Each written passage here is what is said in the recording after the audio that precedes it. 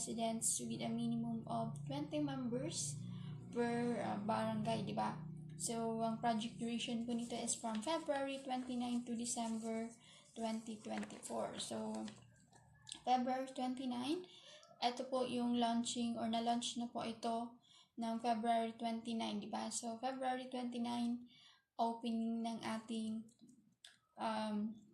pa-contest. So, dun po diniscuss kung ano po yung project na yon and ano po yung pa-contest na yon and para saan po yung pa-contest na ginawa ng ating CEO.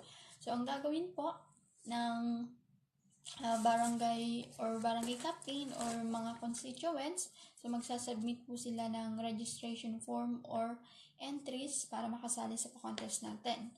So, kailangan 20 members yung magpa-participate, diba? So, ang aim po ng project na yon is minimum target po, minimum of 20 member each barangay. So, hindi po kailangan sa isang barangay na 2 entry. Kailangan isa lamang po.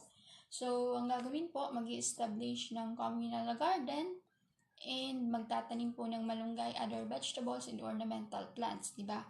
So, yung pagtatanim natin ng malunggay, 5 meters away from roads that are frequently used by vehicle. So, additional na lamang po yung ating ornamental plants that will beautify the sides of roads in areas allowed or declared free to plant by the DPWH, diba? So, yung mga communal garden for G4AP and hapag, so hindi po natin pwedeng gamitin para sa pa-contest na ito. Kailangan separate yung communal garden na ang identity po is ang ating MHC or ang Miracle Health Corporation. So, MHC, Beautification, Clean and Green. So, pwede po kayo dyan mag-add or gumawa po kayo ng maliit na karatula for the identity of MHC Beautification, Clean and Green, diba? So, ang kailangan pong i-submit ay, so, para po makasali or to join the activity, ang kailangan pong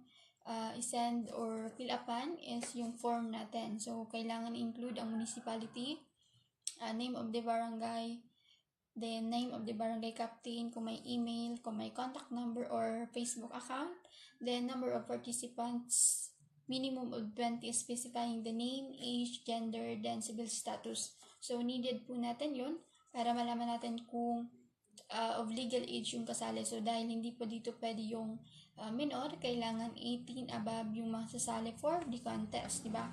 Yung participants, yung magpo-provide ng malunggay trunk and ornamentals to be planted. So, each LGU will have their own GC to be administered by the MHC. All participating barangays of respective LGUs shall become members of the GC. So, ako po yung gagawa ng GC for your municipality. So, lahat po ng barangays na kasali, for example, dito sa Malilipot, so, municipality of Malilipot, then, lahat po ng mga barangay na kasali, isasali ko po doon or i-add ko po sa GC for the reporting, diba? So, meron tayong monitoring and evaluation, diba?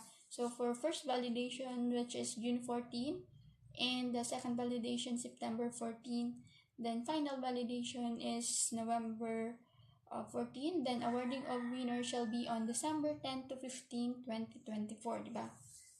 So, magsasubmit mo kayo ng mga pictures or videos ng inyong ginawang communal gardens, yung paglilinis, pagtatanim ng malunggay, other vegetables, and ornamental plants. So, kayo na bahala kung paano nyo i-apply yung pagiging creative ninyo and yung innovative or yung innovation, diba?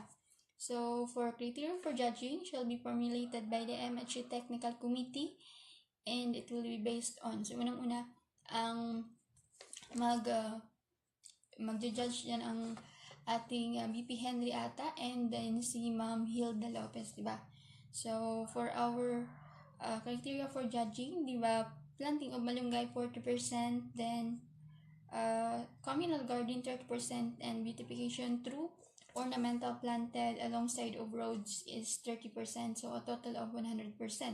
So, yung area ng communal garden is 200 square meters. Then, sa trunk naman, yung malunggay trunk, 300 trunk. So, kung 20 kayo, tig 15 kayong malunggay trunk, para makabuo kayo ng 300 trunks of malunggay, di ba?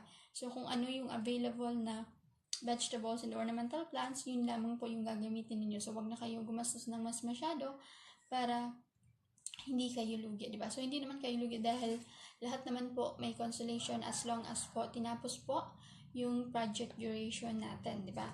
So, ito po ang submission po, ang due date ng submission natin is April 15. So, yan na lamang po ang date ng pagsasubmit ng inyong mga entries, diba? So, for our prizes and awards, for grand winners, we have first prize, 50,000 plus MHC Pangkabuhayan package worth 15,000 SRP. Then, second prize, we have 25,000 plus MHC Pangkabuhayan package worth 15,000 SRP. Then, third prize, we have 20,000 plus MHC Pangkabuhayan package worth 15,000 SRP. Then, fourth prize, we have 15,000 plus MHC Pangkabuhayan package worth 15,000 SRP. Then, fifth prize, we have 10,000 plus MHC Pangkabuhayan package worth 15,000 SRP. Ito naman po yung mga consolation prizes to all non-winning barangays, diba? So, meron po tayong 20 MHC Business Livelihood Package plus MHC Pangkabuhayan Package worth 15,000 SRP. Then, consolation prizes para po sa mga hindi nanalo, meron po silang 5,000 Pangkabuhayan Package. Yun po yung mga products natin ng Miracle Health Corporation, diba? So, for the outstanding naman, Municipal Agriculturist, ito naman po yung mga special award. So, may first prize, 30,000 pesos worth of Pangkabuhayan package, worth of 30,000 worth of Pangkabuhayan package and plaque of achievement. Then, second prize, we have 25,000 worth of MHC Pangkabuhayan package and plaque of achievement. Then, third prize, we have 20,000 worth of MHC Pangkabuhayan package and plaque of achievement. Then, a certificate of participation to non-winners. So, ang project proponent po nito ay si Mr. Jose Doc Joey Betito, ang founder at CEO ng Miracle Health Corporation, diba? So, again, amazing people. Maraming salamat po sa mga nag-avail ng products natin simula Monday to Saturday, diba? Sa mga nag-abang din ng ating live via live streaming sa ating page na Doc Joey Betito page and DZGB News Online, diba? So, ang kasangga natin ang DZGB. So, thank you so much po and sa mga gusto po magpakonsulta, free health consultation, and free business orientation. Pwede po kayong pumunta ng office from 9 a.m. to 6:30 in the evening, diba? So, ang programa naman po natin from 5:30 to 6:30, Monday to Saturday, except Wednesday. So, Wednesday, negosyo at asenso. Then, sa mga gusto makaraupang palad ang ating CEO, sa mga magpapakonsult, pumunta na lamang kayo sa office and pwede din po natin kayong i-quantum analyzer for as low as 100 pesos. May examine na po lahat, makikita na po kung ano yung complication, kung ano yung mga problems na meron kayo sa inyong kalusugan, di ba? So, yan po ang ating yan po ang ating quantum analyzer, diba? So, again, sa mga gustong tumawag sa ating CEO, pwede po kayong tumawag sa numerong 0998-975-8121. Again, 0998-975-8121. Then, for Globe, we have the 0917-853-8933. Again, 0917-853-8933, diba? So, for account naman ng ating CEO, Joey Bibon Betito and Doc Ching Bibon Betito. Again, Joey Bibon Betito and Doc Ching Bibon Betito. Sa mga gusto naman mag-relax, mag-enjoy, and mag-rejuvenate, yan lamang po yan sa Dorotea Resort and Spa, located at Purok 1, Barangay Kahugutan, Bahakay, Albay. So, pwede pong venue for birthdays, wedding, conference, team buildings, diba? Or any occasions na pwede pong pagdausan ang ating conference hall dahil sa malawak nitong space and makita po natin yung view ng ating Mount Mayon. So, may discount na ibibigay sa inyo or discount card din na ibibigay sa inyo para makapag-enjoy and mag-relax kayo at makabawas sa stress na din, diba? So, again, amazing people, maraming salamat po sa mga nanood sa atin via live streaming sa Doc Joey Betito page. And sa mga hindi pa po nagsasubmit ng kanilang mga entries for our contest, pwede na po kayong mag-submit sa ating email na mhbayanihan@gmail.com or sa account ng MHU ni Level 2, di ba? So, para ma-print na natin or